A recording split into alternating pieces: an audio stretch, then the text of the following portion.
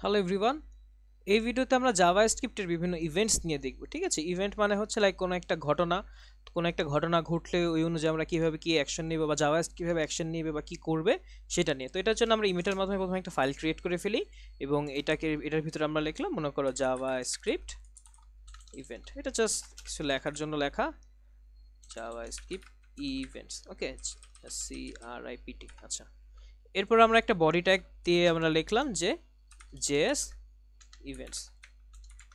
আচ্ছা, এখন যদি এটাকে আমরা লাইভ সার্ভারের মাধ্যমে ওপেন করি, দেখি কি আসে। জেএস ইভেন্ট, জাস্ট এই জিনিসটা। আচ্ছা, এখন কি করতে পারি আমরা, হচ্ছে এখানে জাভাস্ক্রিপ্ট ইভেন্টের একটা জিনিস আছে, ওটা হচ্ছে অন ক্লিক। তার মানে কোনো কিছুকে ক্লিক করা হইলে একটা অন ক্লিক একটা ইভেন্ট হ্যান্ডলার আছে বা একটা ইভেন্ট আছে। ওই ইভেন্টটাকে আমরা যদি কল করি, দেখো অন ক্লিক, ও এখন ক্লিক করলে কি হবে, ও এখন ক্লিক করলে মনে করো লাইক মনে করো আমি একটা ফাংশন লিখে দিলাম, ওই ফাংশনকে ও হচ্ছে জেনারেট করবে ক্লিকে। ঠিক আছে, স্ক্রিপ্ট ট্যাগ, এটার ভিতরে হচ্ছে ফাংশন কনসোল লগ, যে like I am being clicked, মানে আমাকে ক্লিক করা হয়েছে, ক্লিকড। ওকে, এখন অন ক্লিকে হচ্ছে আমি এই ফাংশনটা ডিক্লেয়ার করে দিব। আচ্ছা, ফাংশন তো লিখিনি এখানে অবশ্য। অন ক্লিক ফাংশন ডিক্লেয়ার করে দিব। ফাংশন মনে করো লাইক হ্যান্ডেল ক্লিক, তার মানে এটা হচ্ছে ক্লিক হ্যান্ডেল করা হইতেছে এটার ভিতরে। ওকে, তো এখন যদি আমরা এটাকে এখানে কল করি যে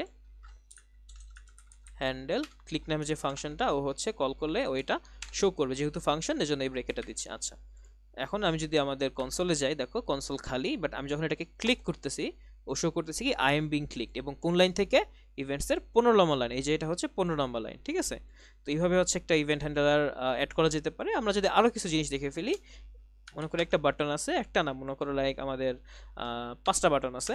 ঠিক আছে, এবং প্রত্যেকটা বাটনের ভিতরে মনে করো বাটন আছে, বাটন হচ্ছে 5টা, এবং এটার ভিতরে কি আছে, কিছু টেক্সট লেখা আছে যে ক্লিক মি, আমাকে ক্লিক করো।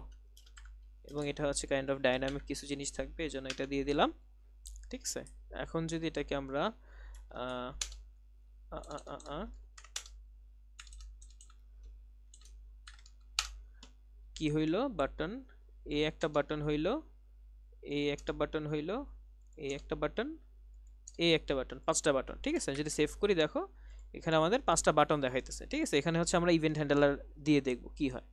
আচ্ছা, ফার্স্টার ক্ষেত্রে হচ্ছে আমরা একটা ইভেন্ট হ্যান্ডলার দিতে পারি, যে এটাকে যখন ক্লিক করা হবে তখন হচ্ছে আমাদেরকে, আমরা যদি জাভা স্ক্রিপ্টের ক্লিক যে ফাংশনটা, ওইটা জেনারেট করব। ঠিক আছে, অন ক্লিক হইলে এটাকে হচ্ছে আমাদের কি করবে, যে মানে আমাদেরকে অ্যালার্ট দিবে। ঠিক আছে, একটা অ্যালার্ট দিবে, এবং ওই অ্যালার্টের ভিতরে হচ্ছে আমাদের যে জাভা স্ক্রিপ্টের ডেটটা আছে, ওই ডেটটা শো করবে আমাদেরকে।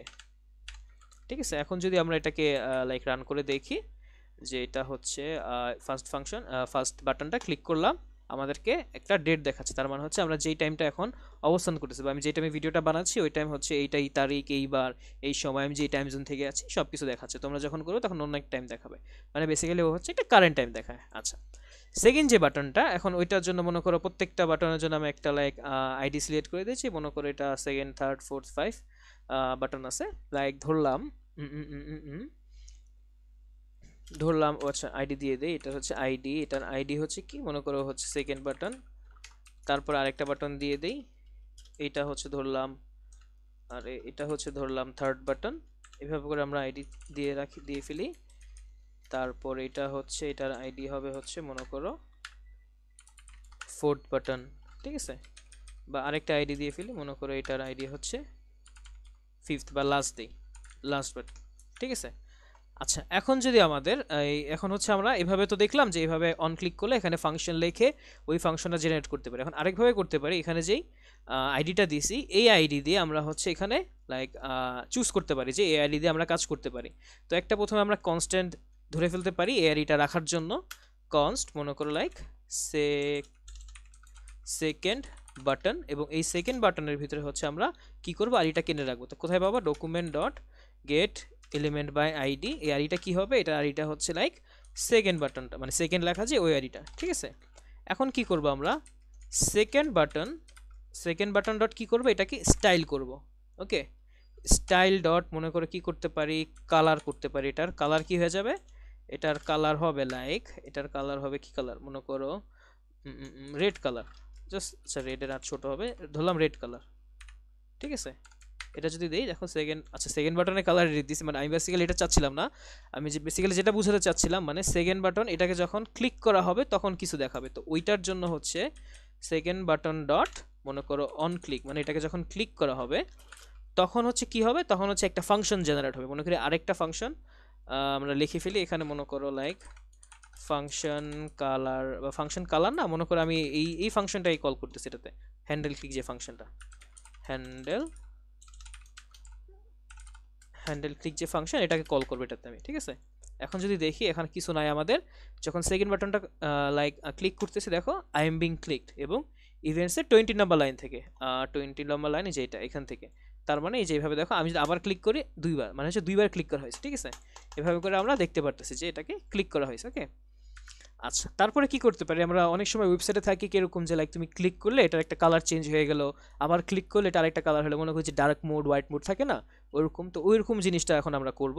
তো ওইটার জন্য মনে করো লাইক আরেকটা কনস্ট্যান্ট নিয়ে নিলাম, এটা হচ্ছে আমাদের থার্ড বাটনটা থাকবে, সরি থার্ড বাটনটা থাকবে। এখন এখানে হচ্ছে মনে করো document dot get element by ID, সেমভাবে আইডি দিব, এবং এটার ভিতরে হচ্ছে আমাদের যেই থার্ড বাটনটা আছে এটা থাকবে, এবং এই থার্ড বাটন সেমভাবে হচ্ছে third button dot on click, মানে এটাকে ক্লিক করলে কি হবে, এটা ক্লিক করলে সেমভাবে আরেকটা ফাংশন জেনারেট হবে, এবং ফাংশনটা হচ্ছে কি করবে, ব্যাকগ্রাউন্ড কালার চেঞ্জ করবে, বা ফাংশন একটি স্টাইল দিবে। তো ফাংশন বিজি কালার চেঞ্জ নামে একটা ফাংশন থাকবে, এবং এটার ভিতরে মনে করো যে লিখবে যে ডকুমেন্ট ডট বডি, ডকুমেন্টের বডির কি করবে, স্টাইল করবে, স্টাইলে কি করবে লাইক ব্যাকগ্রাউন্ড কালারটা চেঞ্জ করে দিবে, ব্যাকগ্রাউন্ড কালার চেঞ্জ করে কি করবে লাইক একটা কালার দিয়ে দিবে, এই কালারটা আমার ওয়ান অফ দ্য ফেভারিট, আমি যদি পোর্টফোলিও ওয়েবসাইটটা দেখে থাকো এখানে আমি এই কালারটা ইউজ করছিলাম এইটা। আর তারপর হচ্ছে সেমভাবে জাস্ট কালারটা দিবে, তো একটু পর্যন্ত কপি করে ফেলি আমরা, কপি করে এটা হচ্ছে টেক্সটের কালারটা চেঞ্জ করবে, ঠিক আছে, কালার, আর এটা মনে করো লাইক হোয়াইট কালার করে দিল। দেখো আমি যদি এখন এটাকে ক্লিক করি কি হয়, ওয়েট এ মিনিট, আচ্ছা এটাতে আমি অন ক্লিক কিছু দেই না, দেখছো এখানে অন ক্লিক দিতে হবে, তো বিজি কালার চেঞ্জ এটাকে এই ফাংশনটাকে কল করবে এখানে, ওকে। এখানে যদি সেভ করে এটাকে ক্লিক করি দেখো ব্যাকগ্রাউন্ড কালারটা চেঞ্জ হয়ে গেছে, দেখছো এই যে ইভেন্টস এই লেখা চেঞ্জ হয়ে গেছে। আমি যদি আবার রিফ্রেশ করি এই ইনিশিয়াল অবস্থা আছে ব্যাকগ্রাউন্ড কালার হোয়াইট, এই টেক্সট কালার হচ্ছে ব্ল্যাক, আমি যদি এটাকে ক্লিক করি দেখো এইটা হচ্ছে এই কালার হয়ে গেছে কাইন্ড অফ, এবং এটা হোয়াইট কালার হয়ে গেছে। আচ্ছা এখন হচ্ছে আমি জিনিসটাকে লাইক আরেকভাবে করতে পারি, ঠিক আছে, আমি এখানে তো আমি ফাংশন কল করে গেছি, আমি হচ্ছে এখানেই করে দিতে পারি। মনে করো আমি হচ্ছে একটা লাইক কনস্ট্যান্ট নিলাম, এবং এই কনস্ট্যান্টের ভিতরে এটাকে লাইক অ্যাড ইভেন্ট লিসেনার দিয়ে করলাম, ঠিক আছে। মনে করি কনস্ট্যান্ট হচ্ছে লাইক আমাদের ফোর্থ যে বাটনটা, বা আমাদের কনস্ট্যান্ট মনে করো লাস্ট বাটনটা নিয়ে দেখাই, লাস্ট যে বাটনটা ওই বাটনটাকে আমরা কি করতে পারি, মনে করো document dot get element by ID last ID, এবং এটার হচ্ছে আমি কি করব, আচ্ছা এটার হচ্ছে কি করব অ্যাড ইভেন্ট লিসেনার, মানে এটাকে ক্লিক করে কোনো একটা ইভেন্ট লিসেনার মানে কোনো কিছু শুনবে, ঠিক আছে। তখন কি করবে, তখন হচ্ছে মনে করো কি করবে কোন লিসেনারটা, মনে করো ক্লিক একটা হ্যান্ডেলার, ঠিক আছে, ইভেন্ট ওই ইভেন্টটাকেও হ্যান্ডেল করবে, ঠিক আছে। এখন আর এখানে হচ্ছে ওই ফাংশন একটা ফাংশন দিয়ে দিব, বা এইটার ভিতরে একটা ফাংশন দিব, ওই ফাংশনটা জেনারেট করবে বা ওই ফাংশনটা এক্সিকিউট করবে, ঠিক আছে। তাহলে document dot body dot style dot colour, মনে করো ওর কালার কি হইলো ধরলাম লাইক ওটার কালার কি হয়ে গেল, মনে করো টমেটো কালার হইলো, ঠিক আছে। এখন যদি রিফ্রেশ করি দেখো লাস্ট বাটনটা ক্লিক করলাম কি হলো, এটা কালারটা চেঞ্জ হয়ে গেল, দেখছো। তার মানে সরি বডির যে যত কিছু আছে এটার কালারটা আমি এটাতে চেঞ্জ করে দিতে পারতেছি, দেখছো এই যেভাবে আর কি। আচ্ছা আরেকটা জিনিস করতে পারি, এটা যেহেতু আমরা লাইক এই কালারটা চেঞ্জ করছি, আমরা এই কালারটা আবার আগের কালারে নিয়ে যাবো, মনে করি এখানে ক্লিক করে যখন চেঞ্জ করছি আমি এটা আবার ক্লিক করে চেঞ্জ করতে পারি। আচ্ছা আমরা ক্লিক তো দেখলাম, আরেকটা জিনিস দেখি, আরেকটা জিনিস আসতে হচ্ছে তোমার অন মাউস আউট, মানে যখন অন মাউস ইন একটা আছে, অন মাউস আউট একটা জিনিস আছে ইভেন্ট হ্যান্ডলার, ঠিক আছে। মনে করি অন মাউস আউটটাই যদি দেখি, মনে করো কনস্ট্যান্ট আমরা না লিখি এখান থেকে আমরা কপি করে নিয়ে আসি, এটাকে কপি করলাম থার্ড বাটন, এটাকে লাইক ধরলাম আমরা হচ্ছে ফোর্থ বাটন, যে fourth button FOUR fourth button, এটা হচ্ছে ফোর্থ বাটনকে ক্লিক করব, আর এখানে এটার আইডি হবে হচ্ছে ফোর্থ, ঠিক আছে, বাটন না ফোর্থ। আর ব্যাকগ্রাউন্ড কালার চেঞ্জ, এটা বললাম সেকেন্ড আরেকটা ফাংশন নিয়ে নিলাম, এই জন্য বিজি কালার 2 নামের একটা সেম ফাংশন নিলাম এইটা সেম ভাবে। আর বিজি কালার চেঞ্জ 2 দিলাম, এখানে হচ্ছে না বিজি কালার চেঞ্জ, এখানে হচ্ছে 2 দিলাম।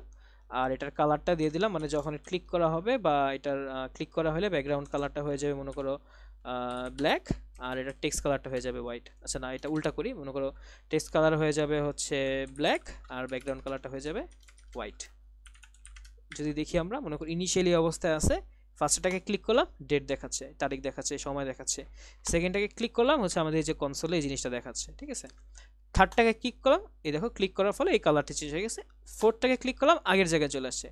ফাইভটাকে ক্লিক করলাম, এটা হচ্ছে, দেখছো সবগুলো আমাদের ঠিকমতো কাজ করতেছে।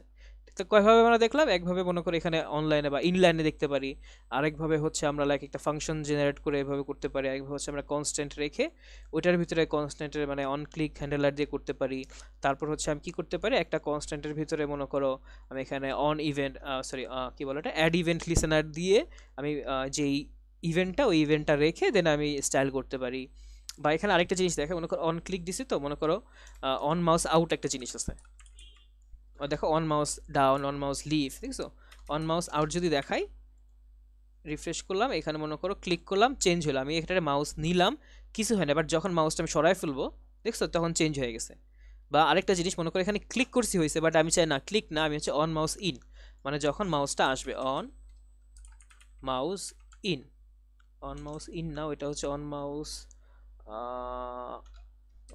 আপ নাকি ওই এক্সিয়াটা আমি দেখি, যদি এটা যদি করি দেখো এটা বা on mouse in, on mouse in না, আচ্ছা এই ইভেন্ট হ্যান্ডলারটা হচ্ছে অন মাউস ইন্টার, আচ্ছা অন মাউস ইন্টার ইভেন্ট হ্যান্ডলারটা, ঠিক আছে, মানে যখন মাউস ইন্টার করবে তখনই চেঞ্জ হয়ে যায়। দেখো অন মাউস ইন্টার করলাম চেঞ্জ হয় নাই, অন মাউস আউট করবো এখান থেকে চেঞ্জ হয়ে গেছে। এখন আমি যদি করি একটা বাটনই থাকবে, এটাকে ইন্টার করলে চেঞ্জ হবে, এটা থেকে আউট করে দিলে আবার আগের জায়গায় চলে আসবে, ঠিক আছে।